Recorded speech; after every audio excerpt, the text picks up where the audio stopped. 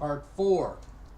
Final road to WrestleMania and a little aftermath of the WCW invasion angle as booked by me. Of course, granted, if I booked for Vince, or if Vince wanted me in charge of stuff, I would have him spend untold amounts of money on talents just to bring it in, just to pop, the ratings and have the fans interested.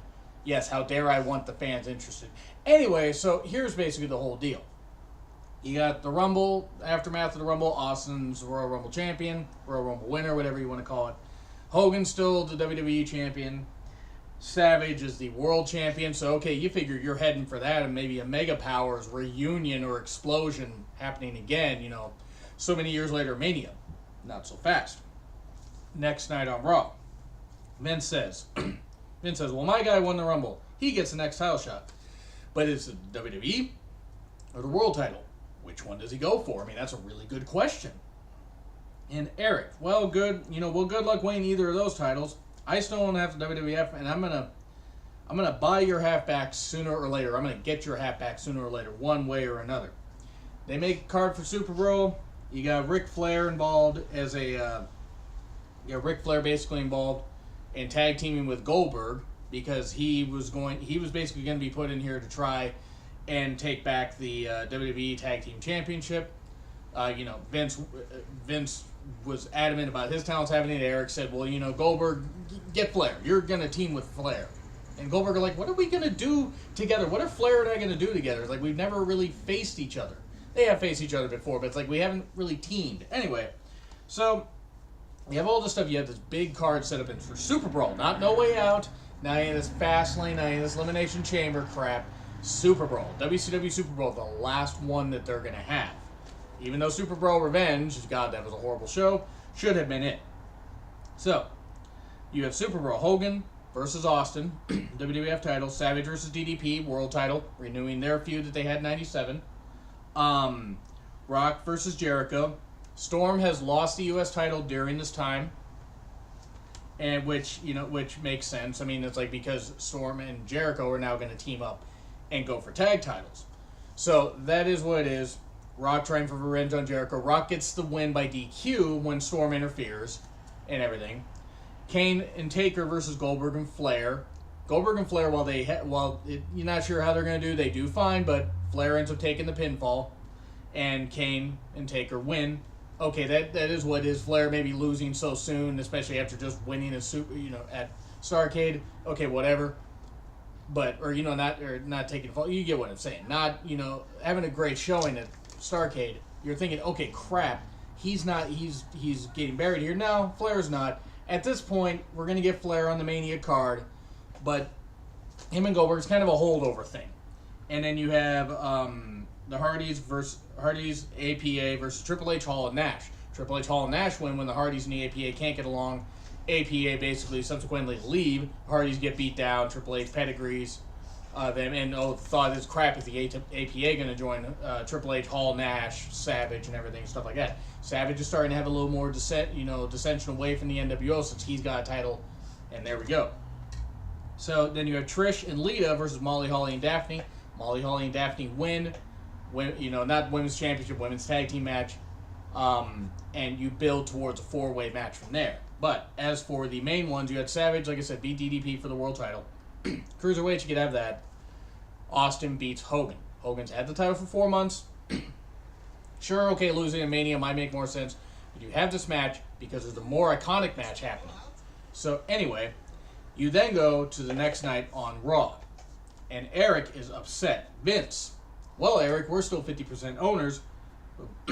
My guys are beating your guys way more. Now granted, there were some of his talents, Eric's talents that were still winning, but still, this has been a long battle. And Eric cuts him off. This needs to end by me ending you. And it's like, it's you versus me, total control of WWE. Anything goes at WrestleMania 18. Vince agrees. More matches for Mania are said over the course of Raw, Nitro, Raw, Nitro, Raw, Nitro. SmackDown, they don't include Thunder because no one wants to include Thunder. You have that, and you build to WrestleMania X8, which has, and this is the card from bottom up. You have Trish versus Lita versus Molly Holly versus Daphne. Lita wins, pins Molly Holly, so Lita and Trish can have their feud going on. Molly Holly and Daphne feud underneath. Daphne will eventually get a title shot sometime down the road, but I'm not going to book after Mania, well, except for the Raw. I'm not going to book after that only because the invasion will be done by the end of this show. Goldberg versus DDP versus Booker T, because you got to have that in there. Why not? It would be a fun match. You have DDP, Diamond Cutter, Booker T, 1, 2, 3. Goldberg does not get that. And then you have Goldberg upset because he won a Mania moment. Flair, woo! Flair versus Goldberg come out. You have Flair and Goldberg have a 15, 20-minute classic. Flair manages to beat Goldberg. Okay, maybe Goldberg taking all these losses, it's kind of damaging. Well, at that point, his mystique is that he's a monster, but he's a beatable monster. But you have to throw everything at him. Flair literally throws everything at him. Flair gets a big Mania win. You have Goldberg, like I said, pulling double duty, but Goldberg loses. He doesn't lose. He loses a triple threat without getting pinned, then loses at Mania. Goldberg, though, will still be part of WWE after this. Then Sting versus Taker. You have an Icon versus Icon match. The match that should have happened at WrestleMania 31. Why it didn't, I have no idea. And then you have this, so it's like it should have happened at Mania 27 also, but Sting, unfortunately, chose to remain with TNA. That was not a good idea. Victory Road 2011, ring a bell, anybody? But Sting versus Taker, happening here. Sting and Taker have a great match. Taker's undefeated streak ends by Sting beating him. 1, 2, 3 after 4 Scorpion Death Drops. Not 3, 4. 1, 2, 3. So Taker's undefeated streak is over. I mean, now granted, this is before really the undefeated streak got any pub. But Taker taking this loss isn't a bad thing because he would still be a monster at Mania. So whatever. I mean, ending the streak, maybe it's not the most popular thing, but I think Sting deserves a big Mania win because he's not going to be around the company for very long either. And if he decides to leave, hey, at least Sting gets a win. Maybe he survives till SummerSlam and whatever. Hall and Nash versus the Hardys versus the APA versus the Dudleys. You have the Dudleys come in. Fatal 4-way elimination match. And you have the Hardys eventually pinning Hall and Nash. They both pin them together. Twist of Fate on Nash. Swanton by Jeff. 1, 2, 3. APA and Dudleys are eliminated by this point. Hardys get that to get the WWE Championship back. Hogan versus Rock still happens. You have that build up right after Super Brawl, where Hogan, is like, I demand a title shot or whatever. Vince will not give him a title shot. He gets a title shot. He loses. Rock and him have that face off the next week. And then you have this Icon versus Icon match. None of the NWO stuff where they try to run him over in an ambulance. Why the hell they tried to do that, I have no idea. Because it was kind of weird. It kind of looked cool for 21-year-old me, but looking back on it, I'm like, wow, this was horrible. But Hogan and Rock. Rock wins. Hogan taking 2 straight pay-per-view losses. Well, at this point, he had a 4-month title run. Got to be part of some big angles. It's about time at 52 years old, that he puts somebody over. Puts over Rock, and he puts over Austin and Rock back-to-back pay-per-views. Makes sense. Hogan still looks strong. Hogan gets, hulks up and everything. He's still in Toronto, so he gets a huge reaction. It's basically the same match that you would have, but Hogan offers his hand and leaves to, Real American and everything. Rock has a red and yellow shirt ready to give to him. Funny how that would work out that he would suddenly do that. and they have that face off. Handshake. Hogan's back to red and yellow. Is what it is. Cool. So, Kane. It was going to be Kane and Taker, but Taker, of course, facing Sting. You had Kane versus Storm and Jericho, and Kane was going to go for the tag titles, and Kane, try as he must, did not get a win. Storm and Jericho end up winning the tag titles. So okay, Kane can't defend him. Cool. I forgot for a second that they were the tag team champions. I got a little muddled here with the booking. And Triple H versus Angle, you have that, and Angle gets the win. Basically, paying back Triple H for his, betrayal of WWF. while Angle was injured. The reason Angle was out until Starrcade is because his broken tailbone and other injuries that he happened at the King of the Ring against Shane McMahon. They still had that match, and that was it. Angle had his broken tailbone, and there we go. I didn't include that match because, well, quite frankly, I was more interested in booking the fantasy stuff and why mention a match that actually happened. So you had Angle, you had Triple H, Angle gets the win, and now you move to Austin versus Savage, a unification match. Savage is the world champion, Austin's the WWE champion. Who's gonna win? You have this. The guys basically at the peak of their career. Austin more at the peak of his career than Savage. Savage, I think, will be 51 by this point, or close to it. But you have them face off. Great classic match, and Savage gets the win. 3 elbow drops from the top. 3 elbow drops. Austin takes a loss at Mania.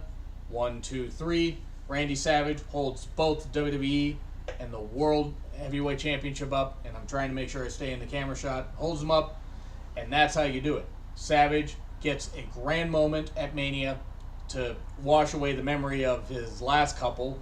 Like the last great Mania moment he had was WrestleMania 8 when he beat Flair. His last Mania match was against Crush at WrestleMania 10. You give Savage this great moment. Savage and Vince were able to bury the hatchet and get rid of the bad blood, wash it away. Savage gets his big moment. WWE and WWF World Heavyweight Champion. And now you go to Vince and Eric. Anything goes. Total control of the company. It's a bloodfest. Eric's bleeding. Vince is bleeding. Talents are interfering.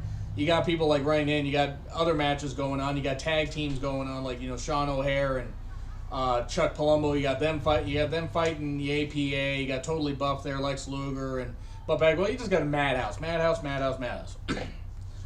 Austin comes down. No, wait. No, Austin doesn't come down. Austin had just lost. You have Triple H come out.